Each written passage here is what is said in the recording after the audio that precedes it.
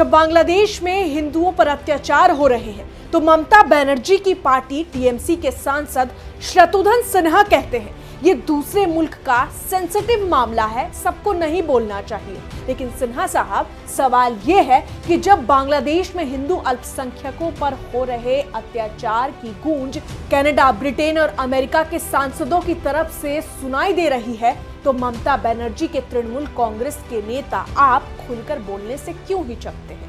पड़ोसी मुल्क बांग्लादेश में जिस तरीके से हिंदू युवक के साथ भीड़ ने अमानवीय व्यवहार किया, जिस तरीके से बांग्लादेश के अंतरिम सरकार के मुखिया मोहम्मद यूनुस की आंखों के सामने सनातनियों को निशाना बनाया जा रहा है, उसे शत्रुघ्न सिन्हा यूनुस साहब कैसे बुला सकते हैं? अब आप सोचिए, जब किसी निर्दोष इंसान की जान जाती है, जब बांग्लादेश में हिंदू अल्पसंख्यकों पर हमला होता है और उनका जीवन खतरे में पड़ जाता है, तो क्या ये केवल दूसरे मुल्क का मामला कहलाकर टाल देना चाहिए?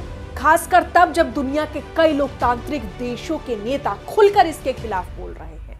सचिन सिंह नाम के इंटरनेट यूजर ने लिखा, बांग्लादेश में बेगुनाह हिंदुओं को बेरहमी से सताया जा रहा है। दीपू चंद्रा दास जैसी जानें भीड़ द्वारा ले जाई जा रही है, जहां यूजर ने झूठे इश्निंदा के आरोपों पर अमानवीय व्यवहार का जिक्र किया और आगे लिखा, फिर भी भारत में शत्रुघ्न सिन्हा जैसे इस भयानक घटनाओं को गलत बताकर खारिज कर रहे हैं, जबकि विदेशी नेताओं को साहब कह रहे हैं। ये चुप्पी अज्ञानता नहीं है, ये बेशर्म नैतिक कायरता है।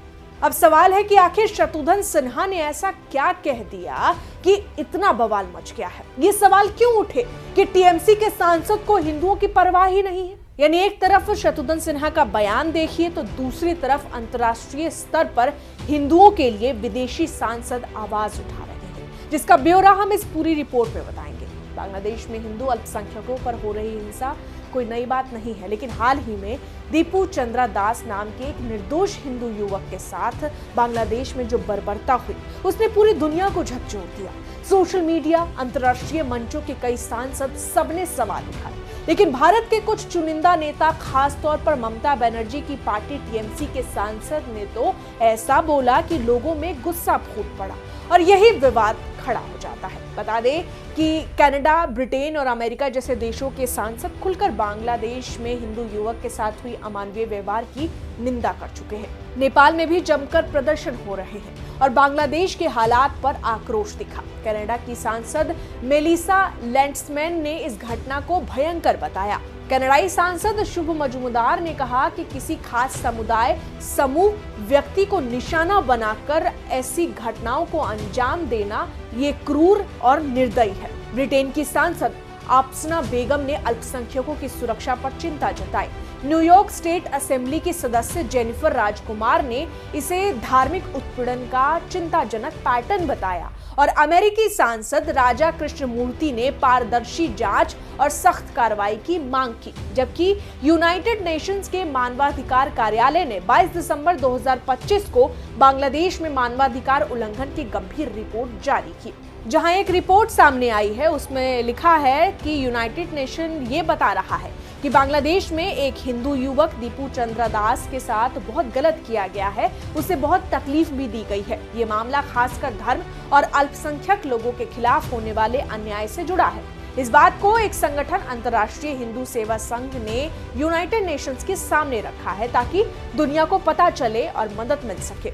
ये सब बयान, ये सारे रिपोर्ट केवल तथ्यों और बांग्लादेश में हिंदुओं के खिलाफ हो रहे अपराधों के आधार पर बताए गए हैं या बयान में लिखे गए हैं या यूं कहिए कि रिपोर्ट में दर्ज किए गए हैं।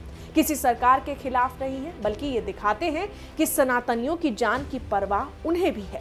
लेकिन अफसोस, भारत के कुछ नेता ऐसे बयान दे जाते हैं कि विवाद अपने आप खड़ा हो जाता है और आरोप लगते हैं कि ऐसे लोग हिंदुओं के पक्ष में क्यों नहीं खुलकर बोल पाते। दरअसल बांग्लादेश के हालिया मामलों पर जहां हिंदुओं को फिर से निशाना बनाया जा रहा है, उस पर जब शत्रुघ्न सिन्हा से पूछा गया तो टीएमसी सांसद ने कहा, देखिए, अत्याचार कहीं भी होता है, ये तो गलत है, ये जाति है, लेकिन मामला दूसरे मुल्क का है। देखिए, अत्याचार कहीं भी होता है, ये तो गलत है, जाति है, लेकिन मामला दूसरे मुल्क का है। दूसरे मुल्क के मामले में हम लोग को कहाँ तक बोलना उचित होगा, किस हद तक उचित होगा, और वो भी हमारे पास जानकारी जो है वो सही तरीके से आ रही है कि कोई मीडिया के थ्रू आ रही है, सही मीडिया के थ्रू आ रही है, कि प्रचार के थ्रू आ रहा है, हमें इन बातों की कोई खास जानकारी नहीं है। ये मामला सेंसिटिव इशू अगर आप कहते हैं तो इस मामले को बहुत सोच समझ कर बोलना चाहिए, सही लोगों को बोलना चाहिए, सबको नहीं बोलना चाहिए। हमें ऐसा ही करना चाहिए कि लोगों को न्याय मिले, इंसाफ मिले, जगह जगह शांति हो। वसुधैव कुटुंबकम का सवाल है, जब पूरा विश्व जो है एक है तो कहीं किसी पे, चाहे किसी मजहब का हो, किसी जात का हो, किसी जाति का हो, उसके ऊपर ज्यादती नहीं होनी चाहिए। हम तो यही दुआ करेंगे, ये भी प्रार्थना करेंगे कि वहाँ के यूनुस साहब जो है नोबेल प्राइज विनर हैं, जो कार्यभार संभाला हुआ है प्रेसिडेंट का, अब हम चाहेंगे कि वो इन बातों को जरूर देखें और चिंता होनी चाहिए और हमेशा रही होगी उनको। तो इसको ये करके, लेकिन इतना जरूर देखिए कि मुल्क मेरा नहीं है, मुल्क बांग्ला। हालांकि अंत में शत्रुघ्न सिन्हा ने ये जरूर कहा कि मामला संवेदनशील है, इसे नहीं भूलना चाहिए। ममता बनर्जी के सांसद के इस बयान पर सोशल मीडिया में आक्रोश फूट पड़ा। यूजर्स ने लिखा, शत्रुघ्न सिन्हा हमेशा फिल्म के अंदाज में ही रहते हैं, खामोश डायलॉग वाले। टीएमसी में है ना, तो हिंदुओं के लिए आंखें बंद है इसकी। यूजर जिस तरीके से टीएमसी सांसद पर सवाल उठा रहे हैं, इस बीच ये बात जरूर निकल कर आ रही है कि जब अंतर्राष्ट्रीय नेता तथ्यों के आधार पर बोल सकते हैं, तो क्या विपक्ष के सांसदों से उम्मीद नहीं रखी जानी चाहिए? क्या राजनीति की वजह से इंसानियत पीछे रह जाती है? वसुधैव कुटुंबकम का मतलब केवल भाषणों और शब्दों तक सीमित नहीं होना चाहिए। यानी समझिए कि जब भी जरूरत पड़े, सच और इंसाफ के लिए आवाज उठाई जाए और निर्दोषों को सुरक्षा दी जाए। बांग्लादेश की असलियत अब पूरी दुनिया के सामने है, लेकिन अब सवाल यही है कि बांग्लादेश के हालात पर शत्रुघ्न सिन्हा के बयान से जो विवाद खड़ा हुआ है, इस पर टीएमसी सांसद या ममता बनर्जी इस बयान का बचाव करेंगी या नहीं? क्या खुलकर कोई सफाई पेश की जाएगी या फिर नहीं? ये मामला आगे कहां तक पहुंचेगा, ये समय ही बताएगा। लेकिन इस पूरे मामले पर आप क्या कहेंगे, आपकी क्या प्रतिक्रिया है, कमेंट में जरूर लिखें। मैं आपके साथ रंजना उपाध्याय, आप देख रहे हैं HCN न्यूज। धन्यवाद।